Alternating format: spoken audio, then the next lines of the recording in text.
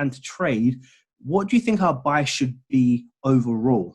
As opposed to trying to dissect the market too much and figure out where the support levels are, where the resistance levels are, where the higher lows are, and how we can start scaling down to 3, 4, 5 timeframes to then look for buys. Where should the weight of this be? Down. Right. Now, most of us have traded a period or duration of the day. We've come away, we've come back in the evening, and we've tried to buy in a sell bias market. Now, how many times have you tried to buy in a sell bias market, but during the whole period of the day, you just lost sight that this was actually a sell bias market? And every time you was buying this market, you kept getting break even or losing the trade, to then come back in the evening and see that the market tanked to the downside. And then the whole reason why you had those break even trades or losing trades when you was buying was, hold on a minute, where's the direction of the market? It's actually down. Now, that's happened to me many, many times. And that is one of the biggest things that I find myself getting involved in. I find myself trying to look for those reversals sooner rather than later, even though that I say don't get into the market first, get in second. By the time I scale down to my lower time frames, I end up finding a trend to the upside because that is what I'm looking for, to then end up losing a trade or going break even, to then realize in the evening that the whole structure was down and I was just better off putting my money on sells regardless, as opposed to wasting time looking for those buys. Now, I don't know if this makes sense, but what I do know is that it happens to me a lot. And what I'm finding out as I'm continuing to grow as a trader is that my money is best put in front or on top or in the direction that the train is actually going. Regardless, it doesn't matter. It doesn't matter whether I get the best entry, the best buy, the best breakout, the best retest. If I identify the market's going down, whether I sell here or I manage to sell here, it makes no difference. Whether I sell here and have a stop loss above this structure and I make this much money, or whether I sell here with a stop loss above this structure and make this much money, what's the difference?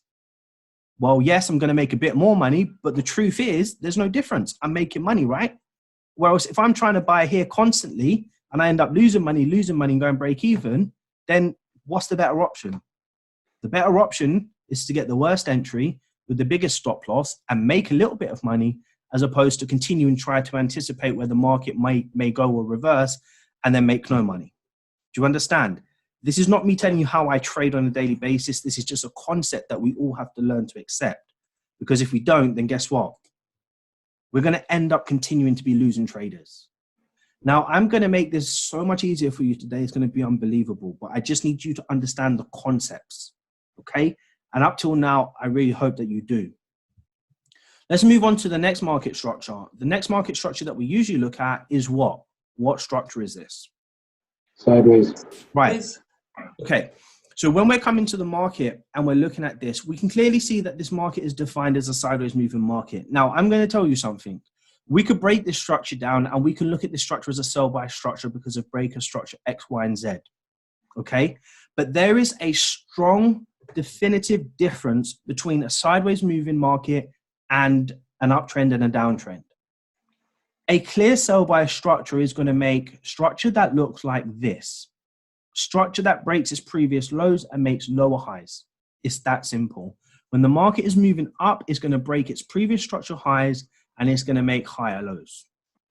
Now, when the market is moving sideways, regardless whether we can dissect this down into a structural low, not breaking the low, not breaking the high, double tops, lower highs, 15-minute time frame entries, double tops, fails to break, break above, false break back ins. We can do all of this stuff as well because we know how the market moves so we can scale down. But now it's not about doing that anymore because everybody or the majority of people here are getting confused. So I just want to keep this simple. If the market is giving us a clear downtrend, we will be able to identify that downtrend. If the market is giving us a clear uptrend, we're going to be able to identify that uptrend. And just like on our previous example, what I've just mentioned, we just want to put our money where the market is going, regardless of the size of our stop loss or whether we got the perfect entry or not. Anytime the market is moving sideways and the market is not breaking its highs or breaking its lows or breaking its highs or breaking its lows, then guess what? Get out of the markets, let it go, and wait for the markets to trend. This is going to be your best tradable opportunities. Now, again, I know every single one of you knows this. But what I'm here to do today is try to clear the cloud that is in front of your eyes, because it's very easy, and especially over this this COVID-19 or coronavirus period, a lot of us have had a lot of time to be sitting at our charts and trading. And if we haven't been trading, then we've definitely been looking at the community and traders within the community and seeing what they've been doing. Now, I'll be honest with you, I'm very impressed with how Stubbsy trades. I'm very impressed with how Viraj trades. I'm very impressed how Tom trades. I'm very impressed how a lot of people trade in this community. I'm super impressed how Kat trades. And Kat's been doing these trades where she's waiting for really strong pullbacks and continuations. And I asked her about this and she helped me to identify it. But, you know, through my back testing, it never worked for me. Now, does that mean that it's bad? No. Does that mean if it doesn't work for us, it doesn't work for us? Well, yeah, that's true, it doesn't. But if it works for somebody else, that it should work for us? No. So the point in today's session is not try to be like everybody else, try to be too technical. It's just to try and keep things super simple. Okay? So continuing to understand these concepts. Now, when we're identifying...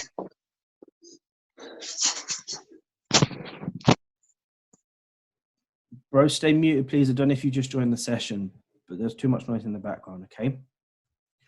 Now, when we're identifying structure and formations, what are we looking for? Well, again, everybody knows this. When we're looking for trades in an uptrend, we're looking for higher highs and higher lows. When we're looking for trades in a downtrend, we're looking for lower lows and lower highs. And when the market is ranging, we're just going to be identifying structural highs and lows. It's that simple.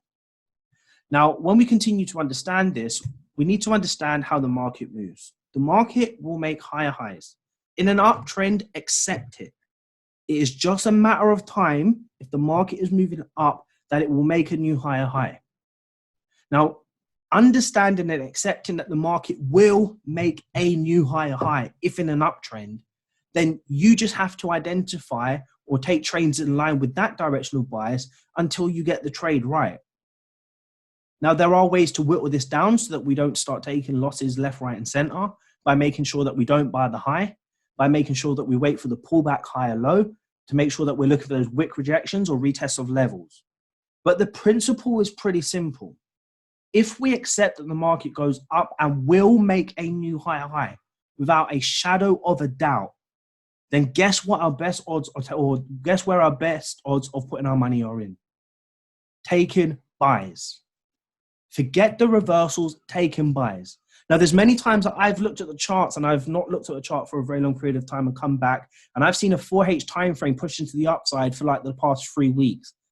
When I look at that, do you know the first thing I say to myself? I just wish I bought the bottom, or I just wish I bought the first higher low, or I wish I bought the second higher low. But I never did. But then it boils down to the next question. If I bought the higher low, would I have even held it for 500 pips? Don't know. Probably wouldn't have. Not my style of trading. I go for 1 to 3 and I'm out. And I don't hold trades overnight, neither do I hold trades over the weekend. So would I have done it? But then when I question myself and I say to myself, well, if the market goes up, makes higher highs and higher lows, and my stop loss was below the previous higher low structure, then technically I could have held that for as long as the market made a lower low or broke that structure. So why didn't I do it? Or why can't I do it? Well, I don't trust the process enough. Now, I'm not saying I'm perfect, and I'm not saying this is what I do, guys or ladies. I'm not claiming to be the perfect trader here. I'm trying to illustrate my experience with what I do in the markets to what I know the markets do, then to try and relay that on to you from what I see you guys doing as well. But if I'm to trust the process thoroughly, yes, I'll be grateful for my 1 to 3, but if I'm bitching behind closed doors that I didn't get the 1 to 5, then what should I have done? If I know the market goes up, makes higher highs and higher lows, what should I have done? Regardless of resistance, regardless of the pullbacks, what should I have done?